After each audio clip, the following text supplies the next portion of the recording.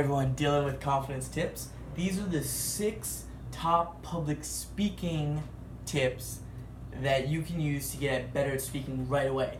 These are all very fast, very quick to implement. They can make you better right away. Some of them literally you could use on the spot. You could be about to go and do a speech and implement several of these techniques, and your speech will likely be better and you'll feel more confident. A few of them you might want to take your time with and develop the skill, but either way, keeping them in mind will be helpful to you. Number 1, and this is one you could use super quickly, it could be a quick thing or you could take more time to do it, is make an outline. You could be giving a speech in like 30 seconds, literally watching this video, you're about to give the speech, you're the maid of honor or the best man at a wedding, you forgot everything, you were terrified, you're in the bathroom now looking up how to be a better speaker because you procrastinated because you're so scared of speaking. You could do this right now and you will likely be a bit more confident and give a better speech. Make the outline.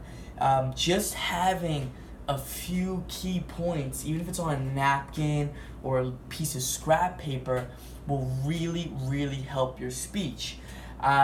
There's a speaking coach, I believe her name's Patricia Fripp, who brought this up. I noticed this myself. She mentioned when you have an outline, that's what allows you to memorize a speech. And what I do is I take it a step further. I use this little cheat sometimes. People will come up to me after some speeches and they say, wow, how did you remember all of that? And how do you keep it so natural at the same time? The truth is I don't. If you have an outline, you don't necessarily have to memorize your speech or even sometimes prepare it. You can do a series of impromptu speeches in a way. You have your points, you have an introduction, you have maybe 3 points and a conclusion. You write them down. That could be it because you know your subject matter. You know what you're going to talk about, and you go through the outline in your head. You'll hit each point and explain it. It'll be very helpful to your structure, to your confidence, and to your memory. Number 2, implement pauses. Pauses are so useful, and it's something you can use right away. Everyone forgets to pause from time to time, myself included. And it's a cue you could use right away. Try and pause more. If I told you that, you could use that again in 5 seconds. What's great about pausing, it draws the audience in. It keeps you grounded. It gives you a gravitas for yourself becoming grounded and drawing the audience in, helping them to feel grounded to what you're saying. Additionally, it's going to prevent you from using filler words. Words like, and you know. Oh, I don't even like to say them. I do sometimes. But by using pausing, it really helps. Pausing becomes a habit. Instead of using a filler word, which is going to take away from your speech, you use a pause, which adds to your speech, which will get people wanting to hear what you're going to say next. Next is eye contact. I'm going to give you a quick tip. You pick one person. You say about a sentence or half a sentence, and you look just at that person. By doing this, the entire area around them is going to feel like you're speaking to them. It's very powerful. You could pick like 5 people in the audience you look at periodically, and the whole audience will say, wow, you make great eye contact. I feel like you're speaking to me. Truthfully, I'm not sure exactly why that works. It just does. Maybe you're further away and they just feel you speaking to their section. They feel your attention. They see it. So it will make everyone feel it. That is as opposed to looking at everyone, or you don't need to think that you need to stare too intently for really long. I don't even want to do it and make you guys uncomfortable. Staring at someone intensely for like 5 sentences. It's about half a sentence, 1 sentence per person, just moving around the room. It also helps your confidence. If you need to, you pick one person, pretend you're just speaking to them. It actually is a decent hack to give a fairly good speech, especially if you're nervous. It'll come off conversational. Next is projection, being loud. It's hard to be too loud when you're giving a speech. I'm sure it's possible, but it's difficult. Most people speak too quietly.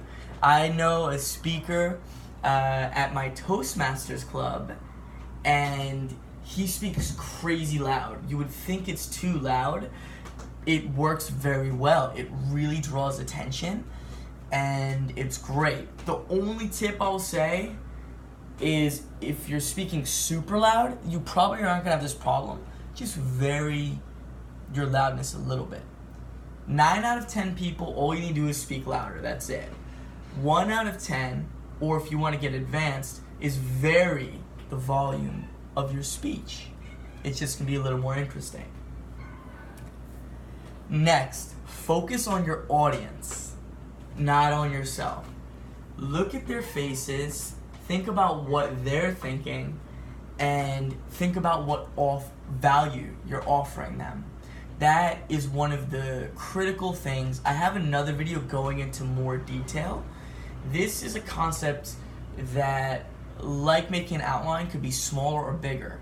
You can expand or contract it. If at the simplest level, I'm gonna just, while I'm up here, not focus on myself. I'm gonna look at my audience. Expanding a little, I'm gonna think about the value I'm offering them. If you expand it more, you have more time. You're gonna think, while you're writing your speech, what's the angle? How does this connect to the audience? A lot of these principles are like that. They can start simpler, and you can make them more and more complex as you become a more advanced speaker, or if you have more time to speak. That's why I love a lot of these principles. You use the same principles from the very beginning, and you just get a little bit better at them, a little more detailed. You gain more subtleties. Lastly, this is something that I use. I'm sure it's elsewhere. I didn't read it anywhere. I came up with it myself. Positive self-talk in a very particular way. When I'm gonna give a speech, or when we're giving speeches, anybody, we're gonna feel stress before. And it's okay to feel that, and you wanna interpret it in the right way. Tell yourself, I'm a good speaker. This is going to be a good speech. I'm good under pressure. I can handle the pressure. This is a good thing. I like this. This is where I belong. This is a very learnable thing. I do this for myself in pressure situations in speaking.